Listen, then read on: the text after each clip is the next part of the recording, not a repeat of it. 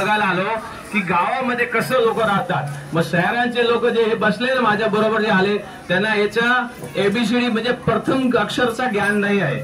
त्यांना वाटतं की आपण शहरमध्ये राहतो म्हणजे खूप आनंदित राहतो, जे आपल्या इथे वस्ती वगैरे आहे ते कसे राहतात काय करतात। मग त्यांना गावामध्ये आणलंय या कार्यक्रमासाठी की गावामध्ये आणून ते बघा तुम्ही की गावामध्ये सुद्धा लोक कशी परिस्थितीमध्ये राहतात आणि खूप आनंदित राहतात।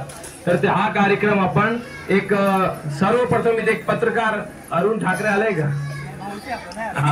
तर ते अरुण ठाकरेने मला हा जागा सुचवली, त्यांनी याचा व्हिडिओ पाठवला होता तेव्हा असं असं आहे, हा हॉल आहे आणि तुम्ही असं असं कार्यक्रम कुठे पण केला तर चांगलाच होणार आहे। याच्यापूर्वी आम्ही इथे बाजूला एक कदमपाडा कुठे आलेला आहे, हा मग इथे कदमपाड्याला एक वेळा 2021 ला कार्यक्रम केला होता सेम असंच। मग 2021 नंतर आम्ही एक वेळा कसराला केला कार्यक्रम, त्याच्यानंतर आटगावला केला एक वेळा कार्यक्रम।